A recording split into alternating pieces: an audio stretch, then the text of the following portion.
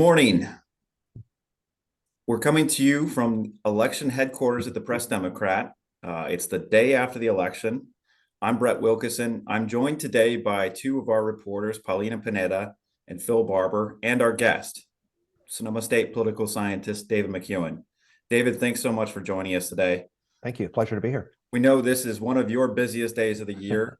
You just told us that you've had a dozen or more appearances, actually 3 dozen in the last 12 hours, you said? Yeah, about 12 or 14 hours. Yeah, that's right. We so appreciate you making time for us to talk about Sonoma County election results and results beyond Sonoma County as well. We wanted to talk about what we know so far based on early returns, as well as the process of voting.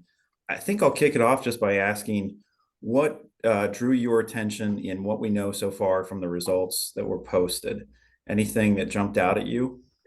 Well, I think we can kind of think locally and globally here in terms of what's going on. One is obviously that red wave didn't appear. It looks like a red trickle, which I think might be gracious. But there's going to be a bit of counting going on. So for a couple of weeks. So what Kevin McCarthy and the Republicans are likely to take over the House. But if that number is 219 to say 216 Democrats, if it's less than say 5 or 6 seats, Kevin McCarthy has to herd cats like no other speaker has had to herd cats before. And that means Nancy Pelosi's not out of the equation.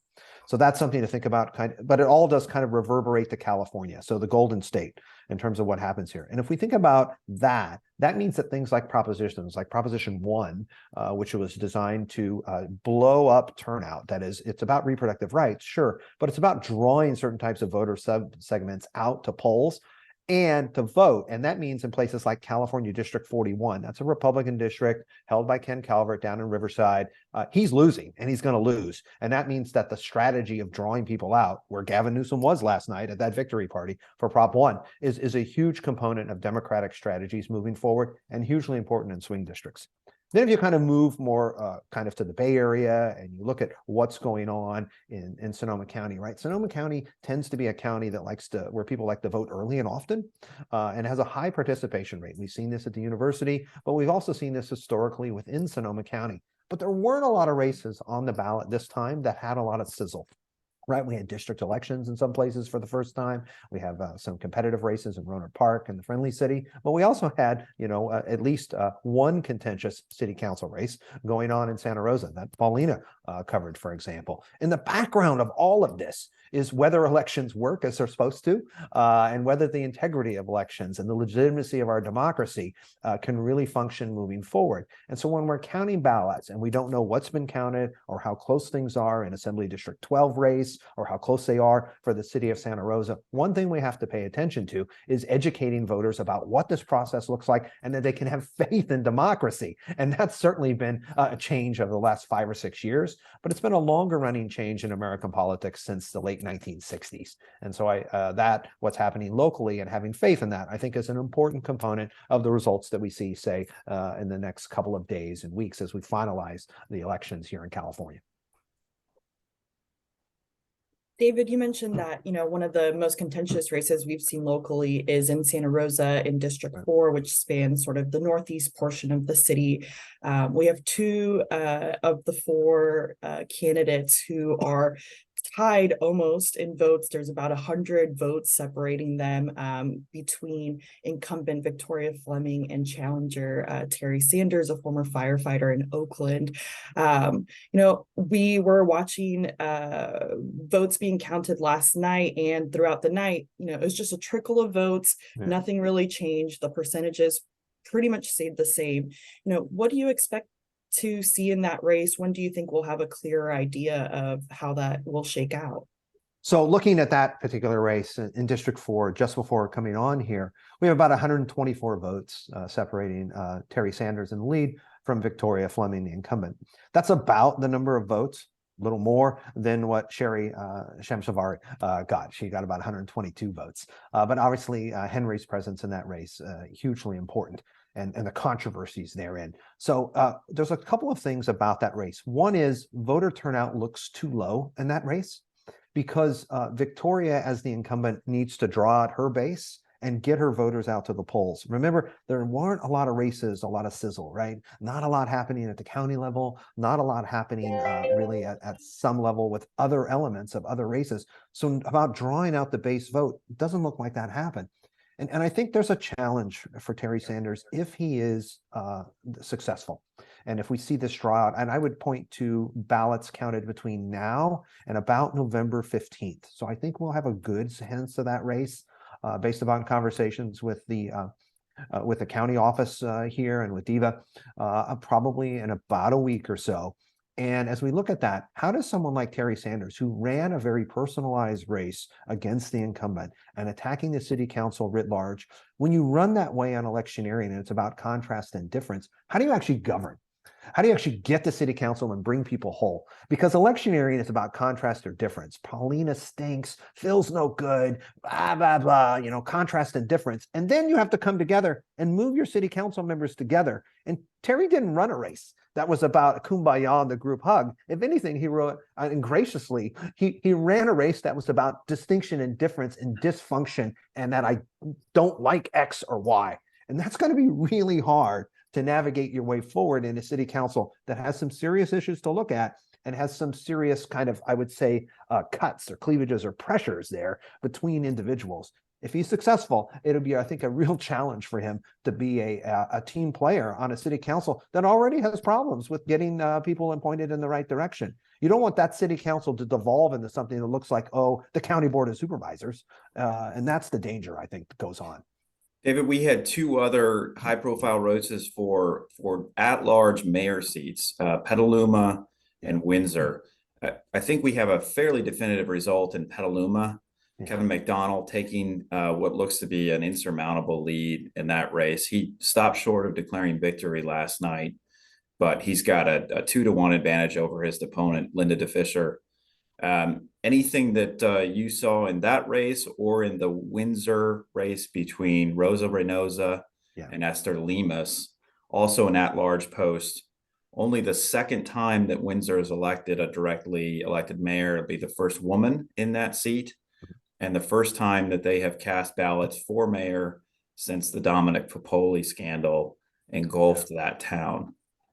Yeah, I think that when you look at Petaluma first, kind of starting in the South, Kevin has run away with that race virtually from the get-go. So I think that the strength of progressives in Petaluma and what that looks like moving forward is a real challenge, right? David Rabbitt hasn't had strong challengers representing that district on the board. Progressives have been looking for something in a way forward, particularly for that city. And it wasn't that long ago, right, that you had, we have Teresa Barrett there now, who's clearly a strong progressive and led the city in that direction. Mayor Glass, David Glass, certainly in there, and certainly Pam Torliette, for example. So you've had this kind of progressive contingent on the city council for some time, and progressives, though, seem to have kind of lost their way in terms of strength and ability to deliver on the ballot in Petaluma and to move those challenges forward. So I think he has a surprisingly strong victory. When you run up north and look at Windsor, I'm actually surprised that Esther did as well as she's done in terms of what we've seen so far. Looking at those vote totals just before coming on, she had about 40% of the vote, but it's a 60-40 split. I'm surprised, given all of the angst around Dominic and what happened there, that she hit 40% of the vote. It seemed to me that to be a lost leader in terms of likelihood that she would be there in the end, I'm just surprised that she touched 40%. I expected more of a number like in the 30s. Quite frankly, and we ran a few small projections and saw things kind of at that level. Has name recognition, but also when you look at her candidacy, you're reminded of that scandal, which still lingers over the city. Sure. And it still has to heal over that. Nonetheless, I think if I can kind of pan out from this, there are more women that ran for office across the country than we've ever seen before.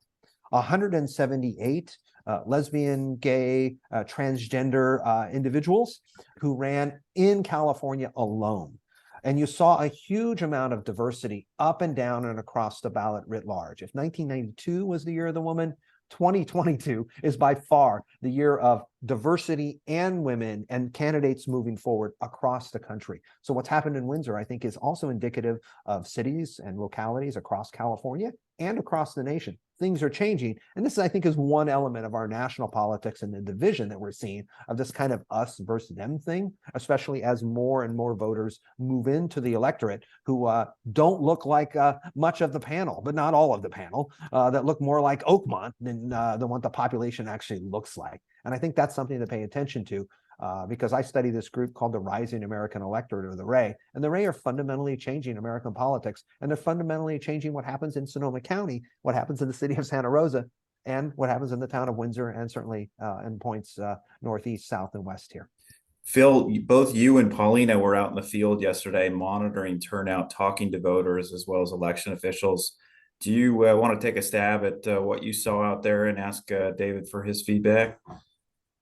Well, one thing that I did that struck me in a couple conversations at voting centers were volunteers telling me that they had some sort of uncomfortable conversations with some voters who were skeptical of the voting process, and how it was something that they hadn't really encountered as much before, and now they were being asked to describe what would happen with the ballots and how do I know my ballot will be counted. But some of those people told me it kind of turned into a positive experience because they were able to walk the person through the process and maybe put them at ease a little bit. And one thing I was wondering, the mail-in system, I think, most people would consider pretty good for democracy because it just it's easier access. It's one more way for people to vote, but it does sort of take away those face-to-face conversations. So I would love to get David to just reflect on the positives and the negatives of the way people deliver their ballots.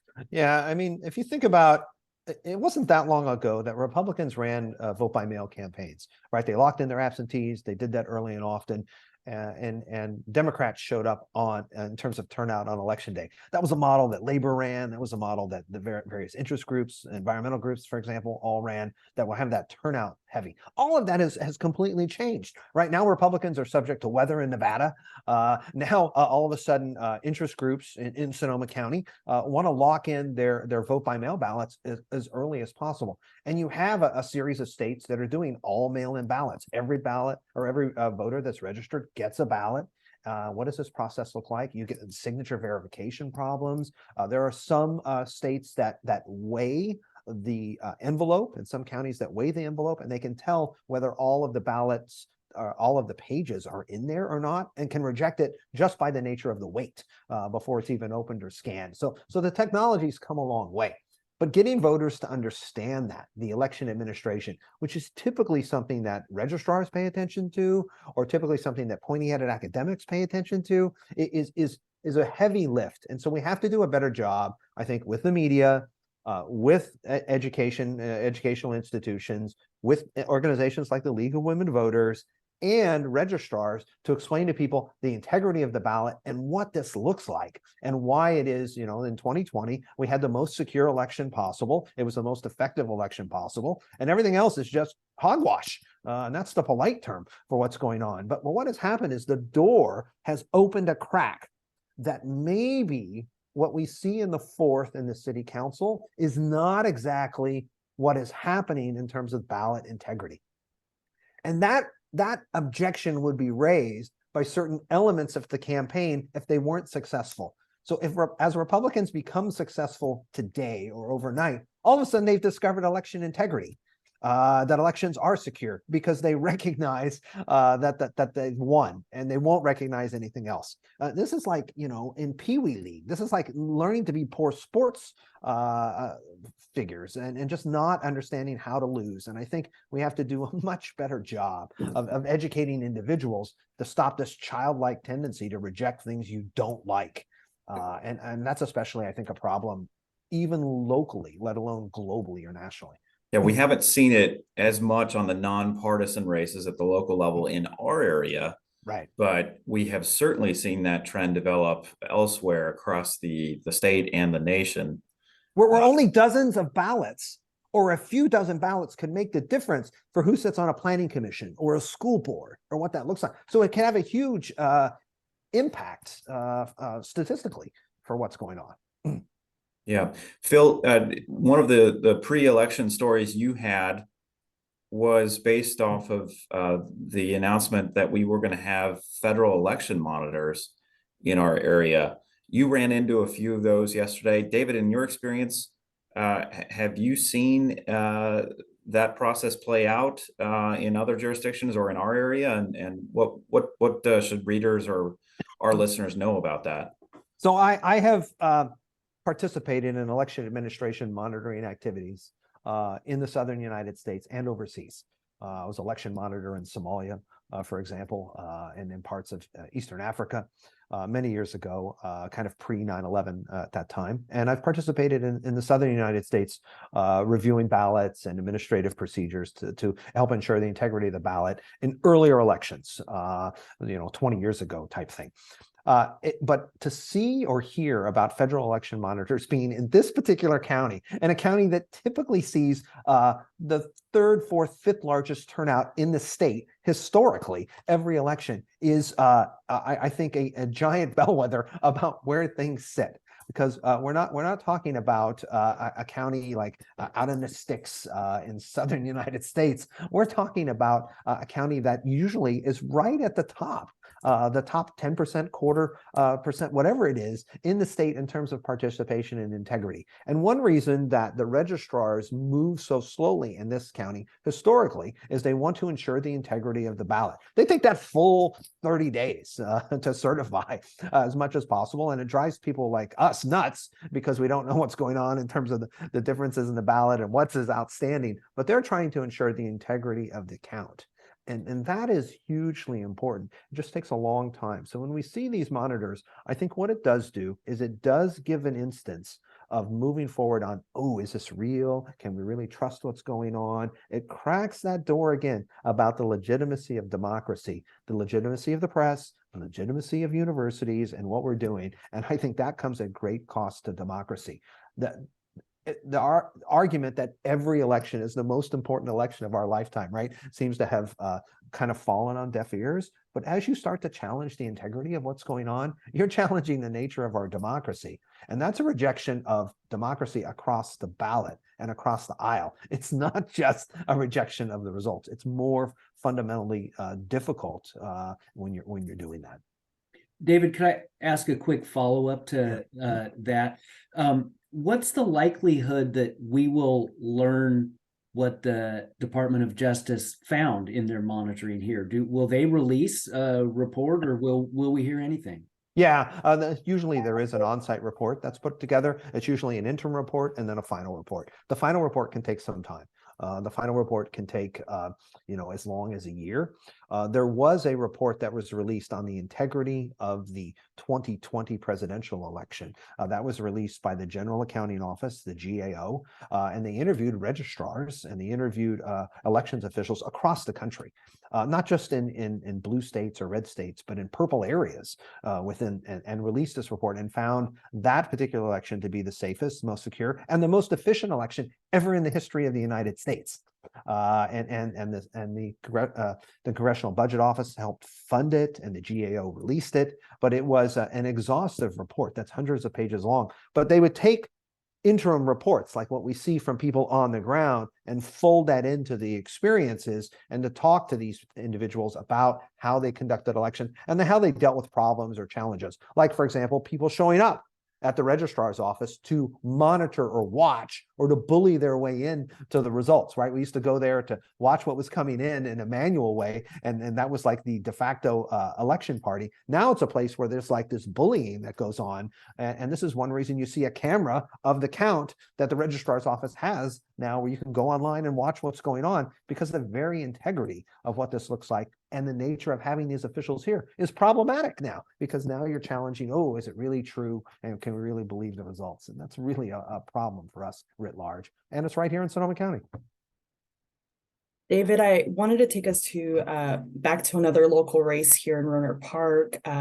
Voters in 2020 sort of ushered in what's thought of as this new, more progressive majority on the city council, but pretty quickly, they lost one of those progressive voices with Willie Linares resigning earlier this year. I think, some people were sort of looking at this election as maybe a referendum on that progressive majority that had been ushered in. Homelessness has been, a top concern for voters there, and the city's handling of particularly a large encampment on Roberts Lake Road. But what we're seeing from early results is that, voters stuck with the status quo. It appears they're returning, an incumbent back to city council. They elected the person who was appointed to fill that seat vacated by Linares. And in a third district, in District 2, it appears that a progressive candidate, Emily Sanborn, is leading there. Are you surprised by the results? I've heard that Rohnert Park was sort of one of the last cities in the county to sort of, kind of move into that more progressive, more to the left. Is this, voters saying we're still on board with what we voted in 2 years ago? Yeah, that's a great question.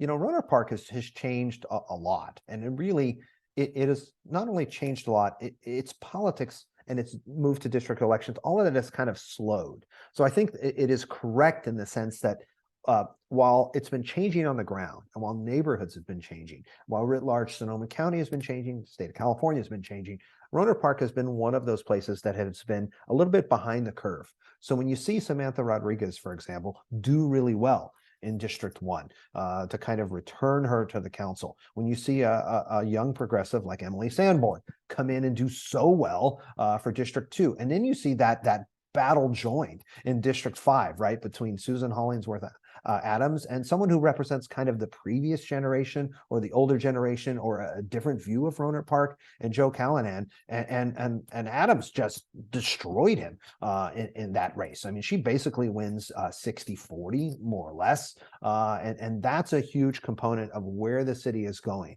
You also have, as you know, as your readers know, you have Jackie on there on the city council. So now all of a sudden, look at what you have on the Rohnert Park City Council. You have 4 women on that city council who can form a majority and do things. And this is, again, that year of the woman component, right? So maybe Sarah Amanzada doesn't win in AD 12, but when you look at how women have done in local races up and down California and across the country, they did very well, and they're changing their politics. And here's where I think it's hugely important. These are not just Democrats. In the last 10 years, the type of Democrat has changed. They've become much more of a Bernie Sanders type Democrat, much more of a progressive type Democrat at the local level. So when we say California is more democratic, we don't just mean it's more democratic, it's a progressive democratic thing. And Rohnert Park's been behind the curve, but guess what? It's catching up to a trend that began and has developed over about the last 10 years, where California is much bluer, deeper blue, and much more progressive. It'll be interesting to see if they can deal with the issues, especially if there's any economic slowdown or difficulty of the budget, because it does make a difference who is on the city council, what they look like, the ideas they represent. But when budgets go south, what the data and the research do tell us is that everybody converges around the budget and the budget fights, and the outcomes might not necessarily be different, but the tone of the conversation and how you get to some resolution is different. So representation and who people are, it does matter. David, it falls to me to ask one of the more serious questions here, and that's about fireworks. One of the ballot measures that we had locally here was Cloverdale voting to see if they would be the last city in Sonoma County to ban the use and sale of safe and sane fireworks. We saw quite a bit of turnout on this, and Cloverdale voters said it was one of the things that drove them to the polls. No surprise, Prop 1, the state proposition to enshrine abortion rights, was also up there. But anything to say about fireworks? Yeah, I mean, look, fireworks have become that battle where nonprofits, derive a lot of their money, and then there's this thing about whether or not fireworks actually represent a nostalgia, a noise, a difficulty that people want to push back on. It's become, I think, the key symbolic issue in some ways of the last couple of cycles. It does drive people to the polls. It's hugely emotional, right? About that idea of Americana, but Americana is changing as it just based, what we're talking about and what Paulina was asking. And as a result, I think the symbolic politics of fireworks have probably gone through this cycle where Cloverdale has been behind the curve, if you will. Rohnert Park was behind the curve, but the battle that was going on in Rohnert Park just not long ago over fireworks was another, I think, an indication of this issue and how it's changing. And that's partly, I think, because nonprofits, local governments, they're all struggling with revenue, what that looks like. And even in flush times, there never is enough money or enough funding to deal with all of the demands that you have. So you're going to have to look to alternatives. Those aren't going to be bake sales. They've typically been fireworks. And so what is it going to be next? I think will be an interesting conversation. And it did drive people to the polls in Cloverdale in a huge way. I think in some ways, a slightly surprising way in terms of but most people roll off down ballot. They might know, that Phil's running or Paulina's running, and they might know a little bit about them, but they're going to pick and choose and be strategic on the ballot. But this is an issue that spills over and people are filling the ballot up and down there. Very interesting kind of dynamic and the power of fireworks, if you will. Hey, David, I wanted to ask you about state propositions 26 and 27, the sports wagering measures. Both were absolutely trounced. And in my mind, and maybe you disagree, I feel like the split reflected in the vote doesn't necessarily reflect how Californians feel about betting on sports. I think a lot of people do. A lot of people even find ways to do it online from California. Yeah. And as we talked about before the election, record-shattering spending on those measures. And how do you see that vote? And I wonder, is there any chance that the money spent on those measures sort of backfired in a way? Because I think people felt absolutely overloaded with mailers and commercials on 26 and 27. Yeah, thank you for that. I mean, I study ballot measures quite closely and have a group of students that are doing just phenomenal work studying the ballot measures. They pay attention to who's giving, what that looks like, what's Grayton doing, what's another entity doing, what are tobacco companies doing on 31 and so forth. So when you look at ballot measures in California, just some general rules, only about 1 in 3 passes. So the smartest money in politics is on the no side of ballot measures. But in the last 12 years, that passage rate has gone up from about 33% to about 40%, a little bit more. So yesterday we see 3 of 7 passing. That's 42%. Okay, that's about what we've seen in the last decade or so. But then you kind of drill down to 26 and 27, about $600 million, maybe a little bit more, maybe 625, 650 total. That makes them the 2 most expensive ballot measures in California history, actually in national history, all right? And you're going to see about $900 million spent because of how people voted on kidney dialysis and climate change and whether the next Eric Clapton learns how to play guitar in LA, all of those kinds of things when you add up the other 5, so 7 ballot measures. And that means that in 2024, the next ballot, there's going to be 10, 12 measures on the ballot, and it'll be the first billion-dollar election around direct democracy in the history of the world. So to place that in perspective, California ballot measures are the 2nd most expensive elections in the world. Only the US presidential election is more money, and the no money is really what matters. So if you're unsure about what to do, and you have these competing measures, and you're not sure what to do with card rooms, and you're not sure what to do with off-track betting or horse tracks, and your big tribe, little tribe, your DraftKings and FanDuel, what you do is you go nuclear, and you just annihilate the other side. You don't just put yes, that Brett is great. You also put no, he is horrible. You do both of those things at the same time. And so you have this yes on 26, no on 27, yes on 27, no on 26. You do both of those things at the same time. And that drives an arms race where you have to go negative, go negative, go negative. And there is this backlash effect.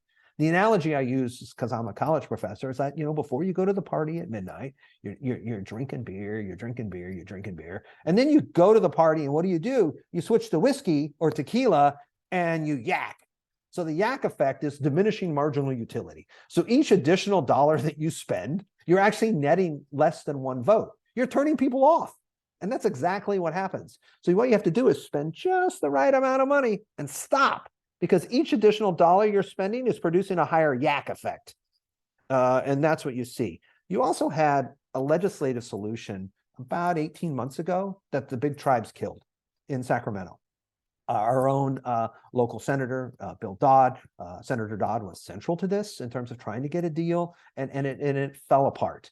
And that difficulty in terms of what happened really means that when you go to the ballot, you're going to have a mess, and you're going to go to the no side, and you might try to stick in something about homelessness. You might try to do something cute, but you're an outside company, outside the state, and you're going to get hammered, and the voters are going to go after you. And 26 and 27 in the coverage there, 2 out of every $3, 600 of that 900 million or so goes to those 2 ballot measures. It swamps everything else. So it consumes everything else and also raises the bar on subsequent spending. And if you think that doesn't matter in Sonoma County, you're wrong, because it makes everything more expensive. It makes digital ads more expensive. It makes TV more expensive, because ballot measures and issue campaigns don't get the lowest base, like, for example, candidate campaigns get. They set a new bar, and the new bar goes like this, and it makes subsequent advertising for candidates, for issues and everything that much more expensive. It elongates the process. It just makes the whole process on steroids, or makes it essentially only second to the US presidential election in terms of costs. So hold on, strap in, because the legislature is going to have to take a look at this, and it might come back. And if it comes back to the ballot and there is some kind of détente that occurs, there could be a referendum in the election after that in 2026. So the arms race is going to continue in the near term. Well, David, that's a look into the costlier future of California elections. We so appreciate you taking the time to join us today. And Paulina and Phil, thank you for your work. And I appreciate you taking the time early this morning after a long night last night of joining me and David. Folks, this has been an election day, post-election day debrief from the Press Democrat headquarters. We'd ask you to follow along as we continue to update our coverage on pressdemocrat.com. Again, David, thanks so much. Thank you very much. I think you guys are doing great work. I appreciate working with you and with our students. And there's a lot still to come in this election. So stay tuned and pay attention. I think it's a fascinating time in our country. Agreed. Thank you all. Thanks, everybody.